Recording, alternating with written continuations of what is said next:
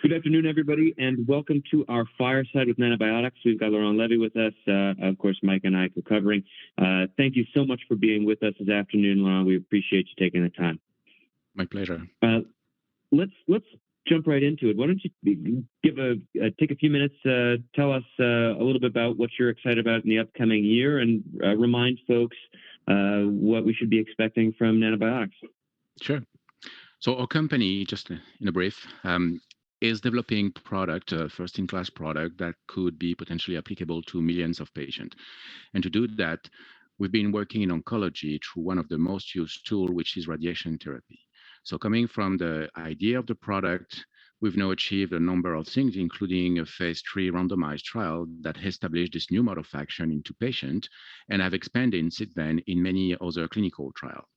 What we are very excited about is this product now is entering into a new phase 3 that will and should see this product, assuming the phase 3 is positive, to be registered in US, in Europe, and in Asia in locally advanced head and neck patients, which is a population which is very underserved because of their frailness. And we have been generated lately at Astro some very good data that really encourage us to move forward in this phase 3. So that's the first program of the company we're really happy about. Now there is another one. With the same product, we've been able to show in many animal models, and now we start to see that in patients, that we could reverse the resistance to PD-1 in some patients. So what we are excited about moving forward is, of course, generating more data about it, but also defining with regulatory agency how we're going to move forward to market and define what should be the registration path and the trial we want to execute on that regard. We are now getting close to 12 months from our IPO on the NASDAQ that occurred last year in December. I think we've done a lot since then, and we're happy to be discussing what's coming and the past results we have been generating. Thanks so much. Excellent. Excellent. Just the target population that you're targeting, elderly patients, head and neck patients who are ineligible for chemo. How big of a market that is that relative to the broader head and neck population? Yes, we targeted this population, not because that's the overall patient population, because in head and neck, you have many ways to use radiation therapy, from single agent as a definitive treatment, which is the population we are targeting, to the one that are getting radiation plus chemo, to the one that may get radiation when they are metastatic. So we have to break down this population to make it efficient to go to market. If we started with this first population, it's because here you have patient getting radiation as definitive treatment. So every addition of benefit we could bring by adding our product will be the pure key player of our product. So then we can define what could be the real value for the patient and the real value for the payer with our product. But that's the first step for head and neck. After that, obviously, we're going to expand into other indication. And as you will see, next year, we should be able to have a new readout from a new clinical trial, which is radiation, chemo, plus nano in locally advanced head and neck patient. And also the one we are looking in combination with checkpoint inhibitor, in that case, take care of patients that have metastasis in head and neck setting, but this time giving radiation, nano, and some pembro or nivolumab. Makes sense. Thank you. Let's focus on the Astro data for a second, since it's in this chemo-ineligible head and neck population we were just discussing. You guys seemed very excited when you presented the data. We thought it was very interesting, but it's sometimes challenging to interpret given the lack of clear comps in the literature. This is a pretty niche indication. There haven't been many trials. As you mentioned, if radiation is definitive therapy, that means that there aren't really a lot of good comparator trials with other therapeutic agents to provide a comp. What do you think is the appropriate way to look at the results that you presented at Astro? What are the comps that make most sense, and how do we view the results that you've shown in light of the sparse prior data? Sure.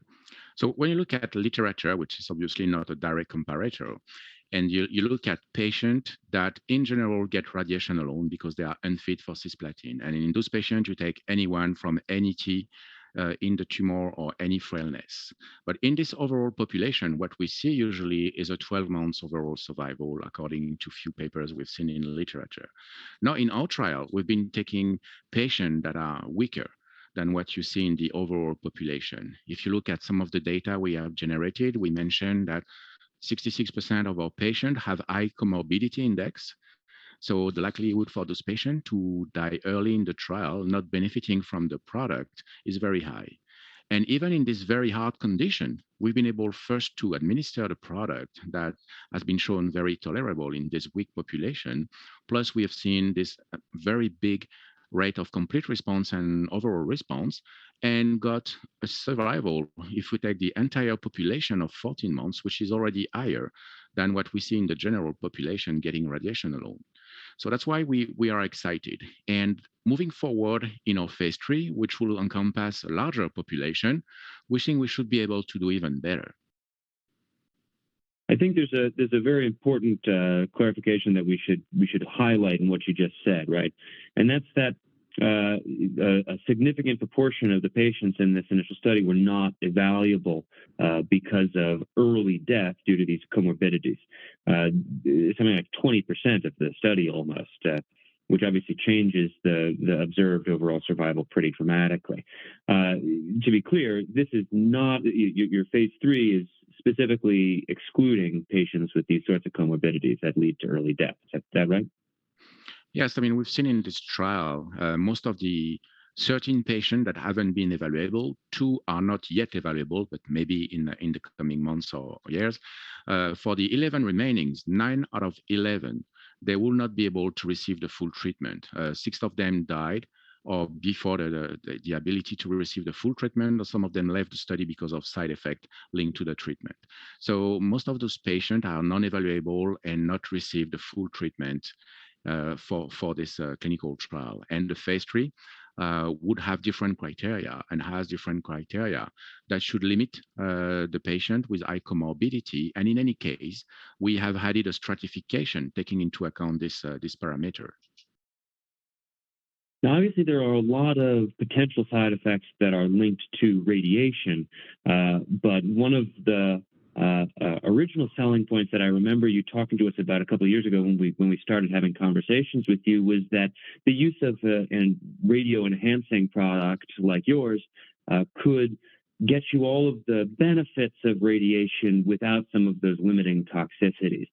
How do you, in the studies that you've currently conducted, however, most folks are still hopefully receiving a full dose of radiation. So how do you balance the potential additional toxicity of another agent with the potential to receive radiation benefit without the toxicity? Have you considered going to lower doses of radiation in further studies to balance that patient dropout and that quality of life issue?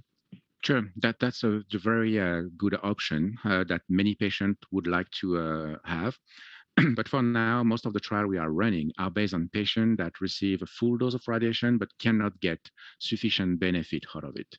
So we are selecting all the patients that receive radiation that could benefit from a bigger cure rate. Later on, we will go for patients that already receive a good radiation therapy, providing the right rate of cure, and try to diminish the dose. But going right now there will prevent some patients that are dying that potentially get something better. So we decided internally to do one thing at a time, first to bring better cure and then to bring safer cure. Laurent, perhaps you could speak to the safety profile that was seen in the ASTRO update. Sure. In this trial, out of the 54 patients that have been injected, what we see is most of the side effects we observe are linked to radiation therapy, and the addition of our product or the new injection procedure just had few to that. We've seen across every trial we've been running in different indications, more than 250 patients treated with our product, a very well tolerable product, from soft tissue sarcoma to head and neck, to pancreatic cancer, to esophageal cancer, to liver met or lung met, etc.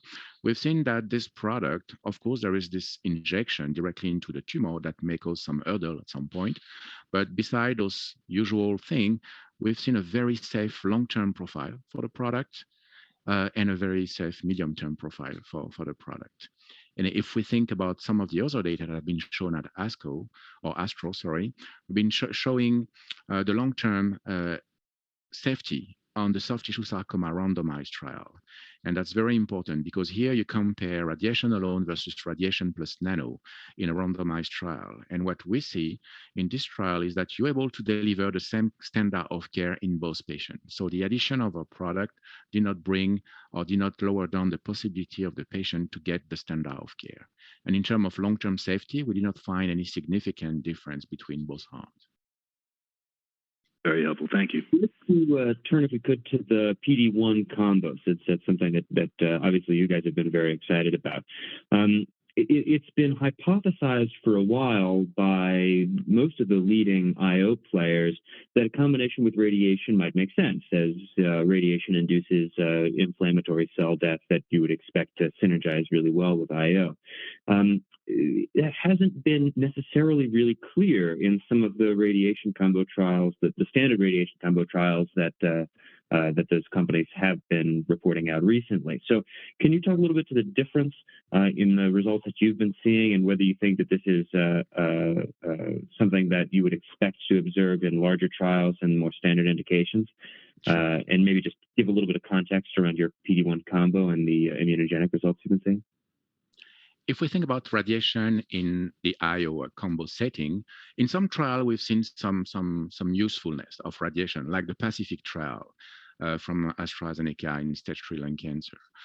In other cases, like metastatic head and neck patient, we've seen many trials coming out at ESMO showing that the addition of radiation on the top of pembrolizumab or nivolumab does not bring much of a benefit, and sometimes even worsen the case. So depending on where you are, it may bring or not bring anything. Now, where we think we have a good play with our product here is we don't only amplify radiation therapy, we allow radiation therapy to kill the cell differently. Because the delivery of the dose we do through the interaction between radiation and our product is done within the cell with hotspot of energy deposition, we are able to create damage and destroy the cell a way radiation alone could not do. And we've been running an extensive program, in vivo program, including a big collaboration with MD Anderson, that really shown that our product does things radiation cannot do. When you look at the profile of the immune activation, we activate many pathways, not one, but really many, where radiation in some cases does not do anything. When you look at the T-cell repertoire we provide by adding nano to the radiation, we have a much wider T-cell repertoire with a very variable immune response. So the way we see it is the priming redo to the immune response is linked to the interaction of radiation and nano at the cellular level that kill the cell in many ways, and sort of triggering different type of immune response out of the same cells or out of a population of a cell. And that's why we think we have a good chance to help patients. And even though the number of patients we've been treating is small, we're still seeing a very good sign. We're having non-responder with progressive disease after taking pembro, entering our trial and being transformed into responder. So for now, what we want to achieve is, of course, getting more patients in that trial so we can be reassured about the number we have seen, but also to try to move as fast as we can to a path to go to market with that kind of approach. Maybe this is a good time to talk about the ongoing slate of trials and what we should expect from in terms of a data catalyst list. So obviously, this head and neck indication that you mentioned starting phase 3 for that's the most advanced indication, maybe the clearest registrational path.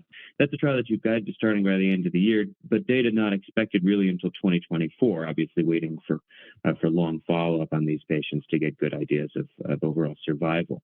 In the meantime, while we wait for that potentially registrational data, what is your expectation on the catalyst pathway, both from PD-1 combos and from some of those studies you mentioned in collaboration with MD Anderson in a wider variety of tumor types?